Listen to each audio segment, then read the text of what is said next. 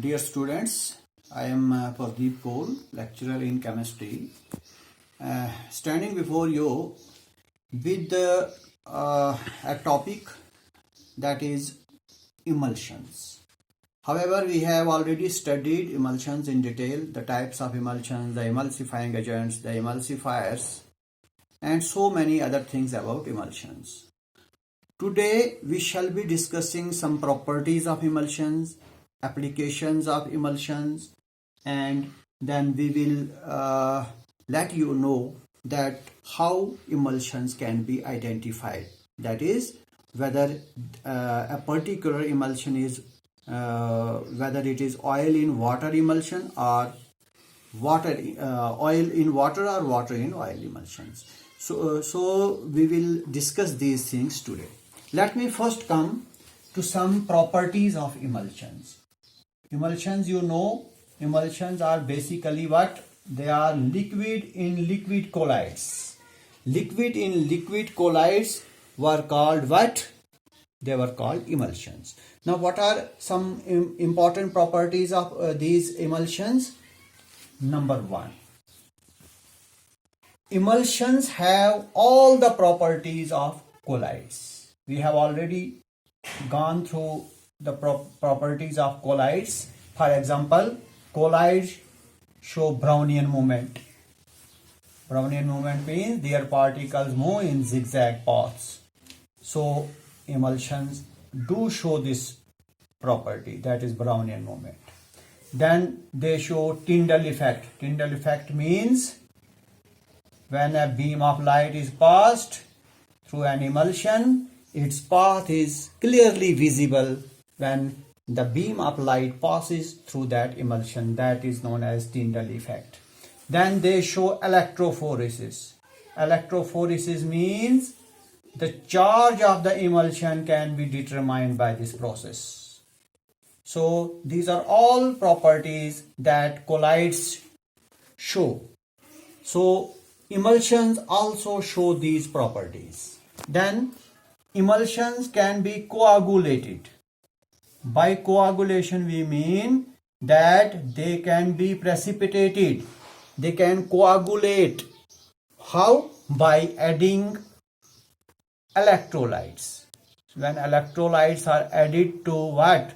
Emulsions. Electrolytes, electrolytes are those substances through which current can pass either in molten state or in solution state. Solution state or in molten state. Such a substance is known as electrolyte. So when an electrolyte is added to an emulsion, what happens to the emulsion? It gets coagulated. So this is another property of emulsions. Coming to one more property, the particle size. Particle size of emulsions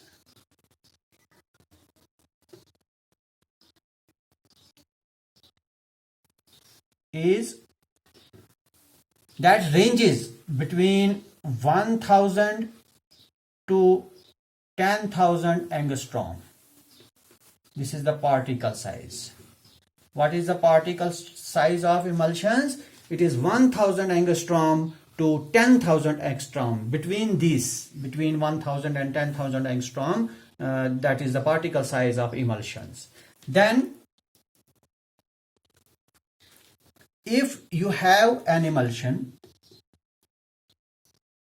suppose I have an emulsion, it has two components, say oil and water, or water in oil. These are two types of emulsions. You know these types. If we have any one of these emulsions, if we want an emulsion that its components get separated, for example, if this is oil in water emulsion, suppose this is oil in water emulsion, this is oil in water emulsion. See here, these are oil droplets, oil droplets, oil droplets, oil droplets, and this is water. Now which component is in larger quantity? Water. So this is oil in water emulsion, oil in water emulsion.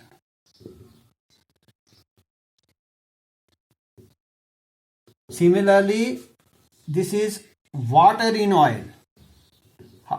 Water in oil. That is, oil should be the dispersion medium, and water should be taken in smaller quantity. That is, it should be dispersed phase. These are water droplets. And this is oil taken in larger quantity. Now see, these are water droplets, these are oil droplets.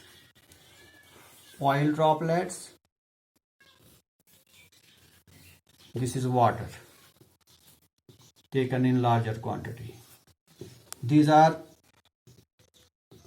water droplets now, taken in smaller quantity.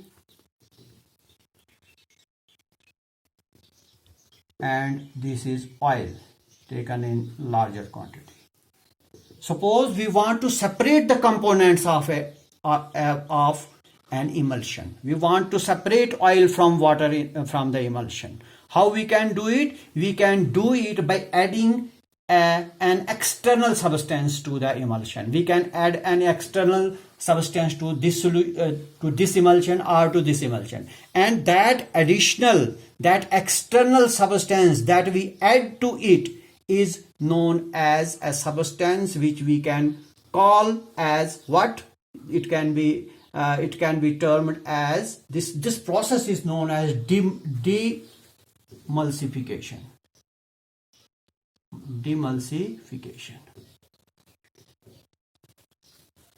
What is demulsification now? It is a process of doing what? It is a process of separating the components of the emulsion. That is, separating dispersed phase from dispersion medium. Now, how it can be done? How demulsification is done? Demulsification can be done by heating.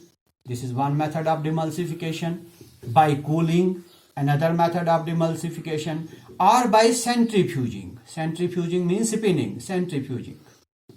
So these are some methods of demulsification.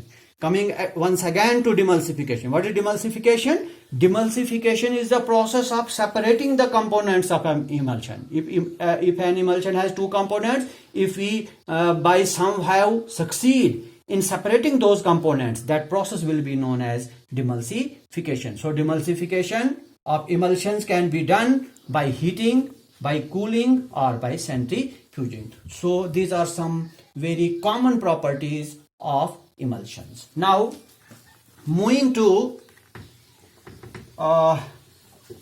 identification of emulsion. How we can identify whether the emulsion is water in oil emulsion or oil in water emulsion. So, how to identify an emulsion? How to identify an emulsion? How we can identify that which type of emulsion a particular emulsion is? There are two ways for identifying the emulsion. One is by a process known as dilution. What is done in this process? Suppose we have an emulsion here. Emulsion. We dilute this. How we dilute this? We add water to it. That is, this process is called dilution. When we add water to it, if on adding water, dilution takes place. If it gets diluted, that means water succeeds in diluting the solution. In case water succeeds in diluting the solution, then this solution, this emulsion will be oil in water solution, because water has diluted it. Water was dispersion medium. That is why when we added more water to it, it got diluted. So if water succeeds in diluting the solution, that emulsion is known as oil in water emulsion. And if it does not succeed, if it fails to dilute this, then that emulsion is known as water in oil. So very simple method of identifying the emulsion, whether it is OWO type or WO type. What we do? We add water to it. If water dilutes, it succeeds in diluting the emulsion, then it's water, oil in water emulsion. And if it fails to do so, then it is water in oil. So it is one test. So this is one method of identifying the emulsion. Then we have another method also. This method is known as dye test. As the term indicates, we have to make use of some dye. And which dyes we use? We use these dyes, oil soluble dyes. We make use of oil soluble dyes to identify whether the emulsion is oil in water or water in oil. How this process is done? What we do, when a dye is added to the emulsion, suppose we have an emulsion again, this is an emulsion here, we add a dye to it. Which dye? Oil soluble dye. If on adding oil soluble dye,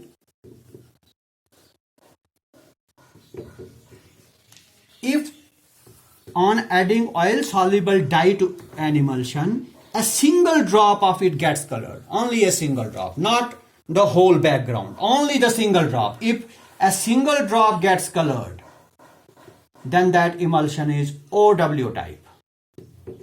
Please remember, if on adding oil soluble dye to an emulsion, if a single drop gets colored, then that emulsion is oil in water. On the other hand, if on adding oil soluble dye, the whole background gets colored, emulsion fully gets colored, whole background gets colored, then that emulsion is water in oil. So there are two ways of identifying an emulsion. Then going to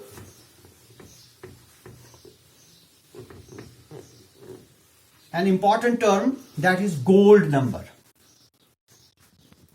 Gold number.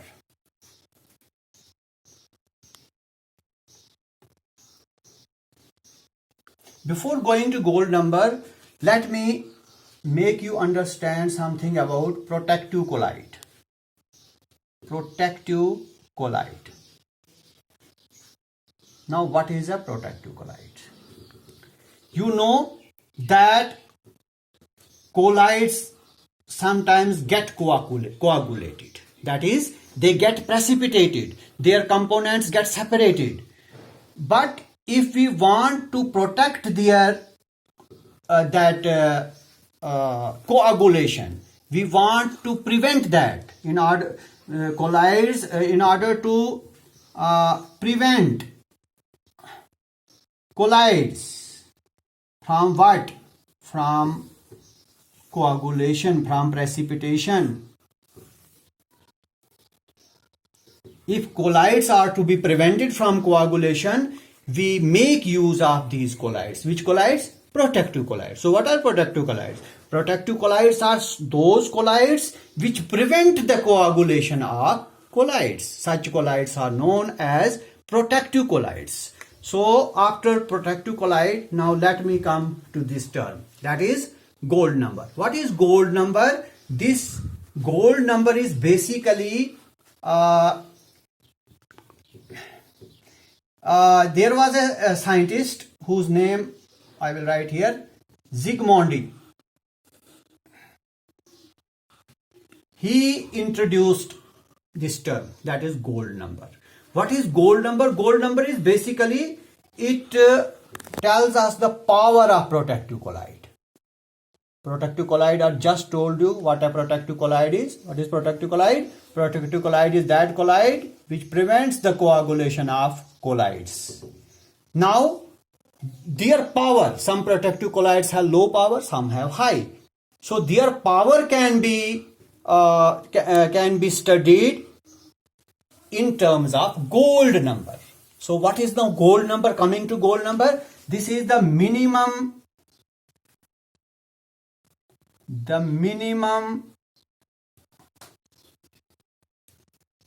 amount of protective colloid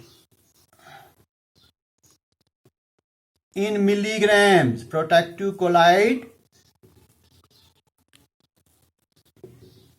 in mg required to prevent, because we have to prevent coagulation of the colloid. To prevent coagulation,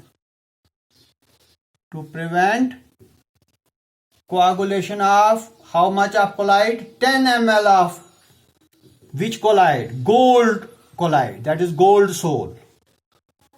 10 ml of gold sol when 1 ml of Na solution is added to it. What does this mean? This means if we have a gold sol here, this is a gold solution.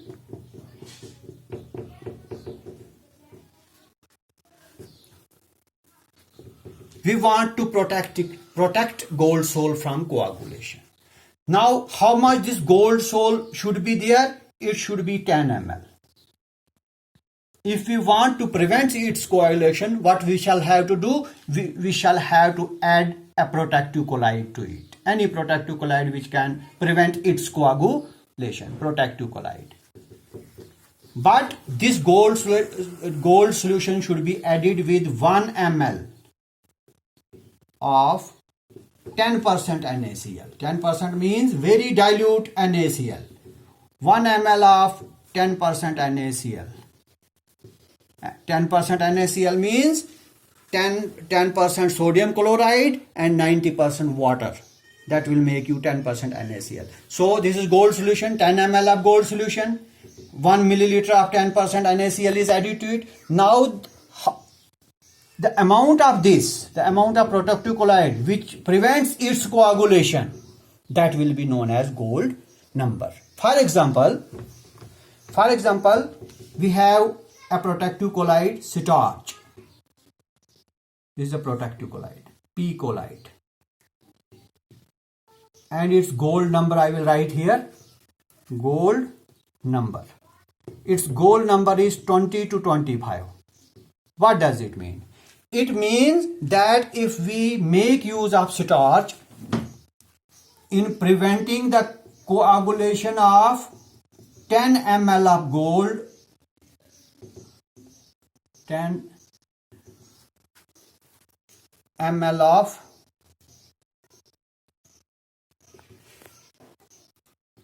gold,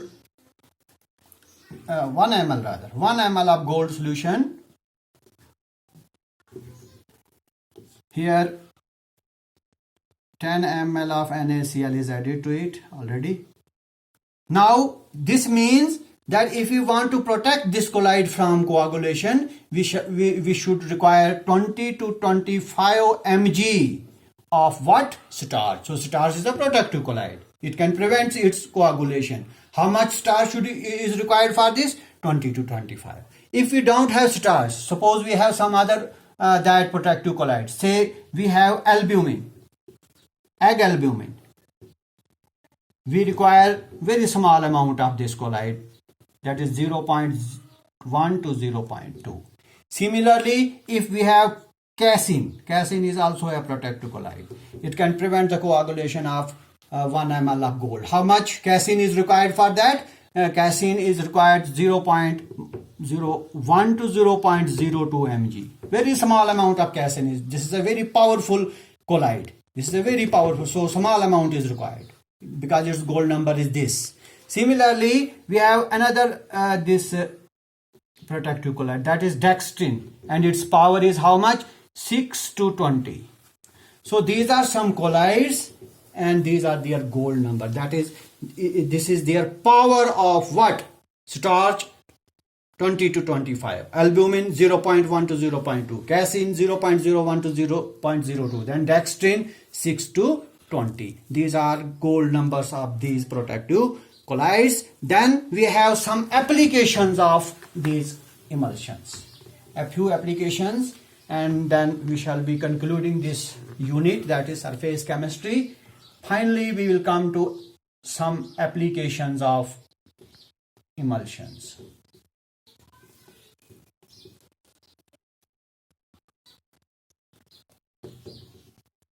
emulsions are used in metallurgy and where in concentration of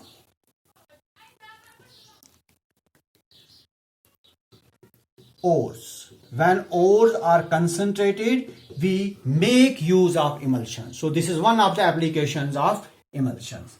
Then second application is we make use of emulsions in medicines.